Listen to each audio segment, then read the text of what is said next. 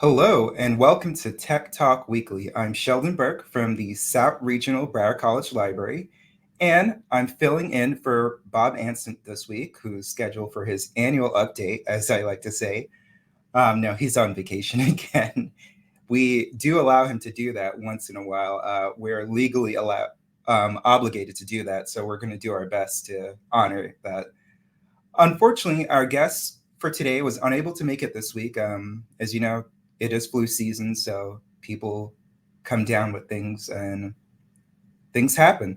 But I'm going to do my best to keep you guys entertained. I know this is still a free show, but we want to give you as much value as possible here in Broward County Libraries. So this week is all about me and South Regional. A little bit about me. I am the Reference and Information Services Supervisor here at the South Regional Broward College Library. And I've had the pleasure of working in nearly every single creation station space in Broward County. I have a background that's a little bit of a strange mix. I already have a degree in history. I have my master's in library science. I'm pursuing data science. So I have my finger in every pot and I have an interest in all aspects in life. And so my articles are totally going to be different than what Bob would cover, but that's totally fine. So let's just jump into it this week. I have 4 articles here that I want to cover. Some are a little ridiculous, some are more serious and timely. And since it's just me, you'll just be hearing my thoughts on these stories. I don't think I've ever had anyone just listen to my thoughts for a long periods of time. So hope you enjoy.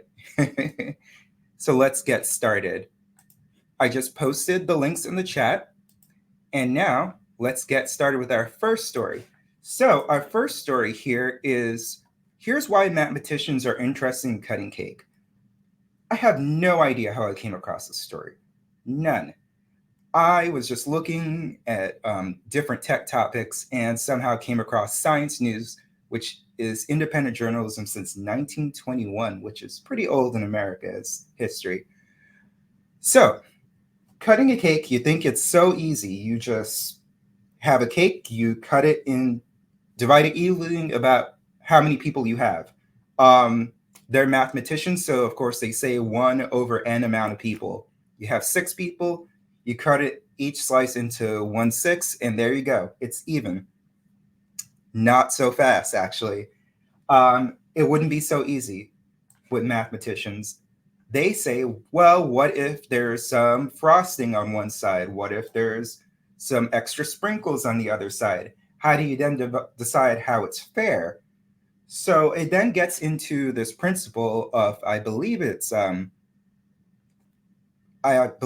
so what happens is someone slices the cake and then the other person chooses the cake. And that, of course, would be the fairest way because, if you shortchange them, they'll select the bigger piece. So you know that, so you just cut it as fairly as possible. Now, that works in the sense of 2 people, but then what if it's more? Also, what if the cake isn't circular?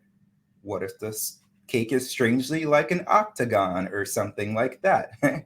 So eventually this whole thing, ridiculous article goes on into how do you decide fairness in cake cutting, and it eventually gets to this ridiculous amount here that I've highlighted. So someone decided and came into a room, I guess, and just said, no, you guys are all wrong. Let me show you how it's done. How to decide a perfectly cut cake is to do it n to the n to the n to the n to the n to the n power of cuts. So this person decided that the best way to cut a cake fairly for 5 people is 2 to the 10 to the 2,180th power, which would mean 5 people will be cutting the cake into billions of times per second for 100 trillion years. And that is the fairest way to cut cake, apparently, according to mathematicians. So, I mean, it's worth a read. I would say definitely check out the link because it actually talks about how this has other applications in life. It's talking about, let's see, how to divide land, how to decide leaders, different things like that. It's actually a fair topic to discuss. So let's go on to our next topic, which gets a little bit more serious than talking about cake. Our next topic here is about the iPhone 12. If you've been paying attention to the news, the iPhone 12, you'll see the headlines. Oh my God, iPhone 12, radiation levels. This is it. You're going to grow like a third nipple because you have an iPhone 12. No. So this goes into it. So what happened is that France tests radiation levels on phones. And what they found is that the iPhone 12 for a short period of time has a level that's a little bit higher than they would want. I think it's 5.6 watts versus 4 watts of kilogram of radiation, electromagnetic radiation. And no one knows why it does it. There's no explanation so far as to why this one model, the iPhone 12, is the issue. So what they're going to do, they're going to sort it out. They're going to do an update. France is going to retest it. But until then, it seems that they're halting the sales of the iPhone 12 in France. It seems to not be an issue outside of France. Other European nations have no issue with these levels. So I don't know. It's going to be up to you to decide if you want an iPhone 12. Personally, I wouldn't even go back that far on the phone. If you're going to pay that much for a phone, just get some newer phone. And based on the testing, those models have no issue there. So now that we've gone to cake, to cell phones, we're going to talk about AI. Bob does not like talking about AI because it's like a topic that just gets beaten to death. But I found this article, one, long, but kind of like it gets you thinking about things. This one is, so this author became viral for a story that she had AI help write. And what's fascinating about it is that it's kind of a very personal story. It was a story about her sister dying of cancer, and she like tried to get a chatbot to help her out with writing it. And she was saying, oh, it doesn't really have the same feeling. And then eventually she got it to write something that was so profound, more profound than anything that she would think of. And then she had to deal with the ramifications of that. Like, hey, I expect a lot of blowback for this. But then she didn't get blowback, and her article ended up in this anthology and it actually went viral. And then she had to deal with blowback from the author community. The community is kind of split, like, hey, this is a good tool versus AI is the devil. Please do not do this ever again.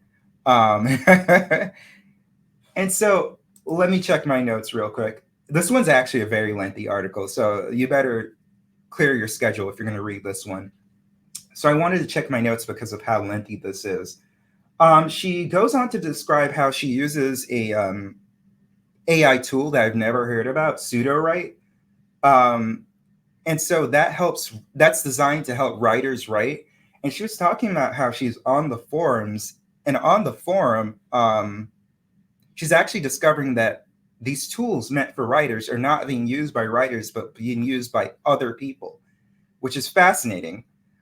She was talking about how her dad wrote a haiku and how clever he thinks it is. There's a mother who writes a poem for her children because she doesn't like the books that she's finding at the bookstore, different things like that. So it goes into a whole discussion that we've probably had on the show several times. Is AI a tool for use? Is it something that's going to end all society, take your job? And it doesn't really give a definitive opinion.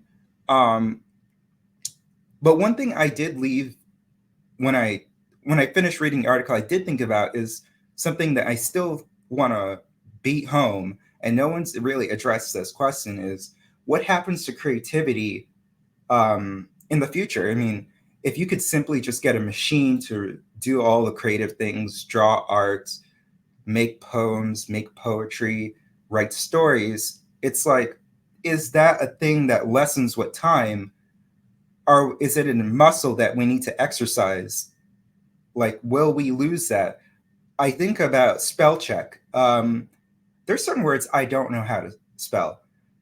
Like, I will just type something that seems sort of similar into Word, and then Word will correct it for me because I have no incentive to know how to spell certain words at all. Not at all. Anything with an E and an I close to each other, I'm going to get wrong. But is it like that where, because it's now a tool out there that will just do it for you, do you even need to do it anymore? So that's something to consider, and that's something, a broader conversation I would love to have with you out there in the chat. You can add those to the comments. Please let me know what you think. I'm firmly on the side that I think it would lessen creativity if we had AI writing stories and doing art such as that. Okay? So that's just my opinion on the matter. All right. So this one is definitely one that Bob probably wouldn't cover. This man, Brian Johnson, wants to live forever. Brian Johnson is a 46-year-old millionaire, and I've actually been following him on YouTube and other social media channels because just things I follow, he gets recommended. He has this thing called Blueprint where he's working on extending his life through a series of well-measured changes to his life. He has like red light scalp hat. He takes 111 pills per day. His room has nothing but just a bed. He measures his sleep score, and he has like 100 days of 100 score for sleeping. I don't want to mention this part on the stream, but he also measures that per night, and he just checks all these markers, and he's saying, hey, I might be 46, but my body and my organs are 18 because I eat well, I sleep well, I exercise, I have all these hard regimens, and I'm going to live as long as possible because of what I'm doing.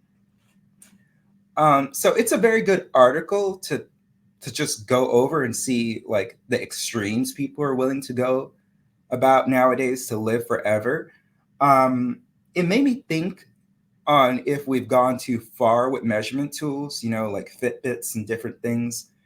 I think once we introduced science into it, we started to think that we can measure everything, and everything is just comes down to numbers. If you have like the perfect sleep, you're clearly healthy. If you have the X amount of steps, you're clearly healthy. So I don't think it's that easy to say. He does have his detractors. I like the part at the later on in the article where doctors at a convention were like, you know what, this guy does not look healthy, and I kind of agree. My favorite comments in a YouTube video of his was like, wow, 46, he doesn't look a day over like 52. So there seems to be some disconnect between what he thinks is young and what other people think are young. And it also makes me think about, is he living life? Like, yeah, you can live to 100, but if you haven't lived a day in your life, like, have you even lived? Because from what I can gather, and I only see snippets that he puts out there, he seems to be at home a lot. He seems to be deathly afraid of the sun. So I don't know if he's going out much. And based on his schedule, based on him taking 111 pills a day, like, are you even doing anything in life other than just trying to extend the life that you're not even doing anything? So I don't know. Look over the article, come to your own conclusions. To me, it just makes me think like it's kind of a sad situation to me. I don't know. I'm not going to get into it. Full disclosure, I do use red light therapy, so I'm a bit of a hypocrite on this. And I do have a Fitbit that I do not remember to charge, so I have not been using it for 3 months. So I am definitely someone who measures certain things, but I think this whole experiment's a bit much.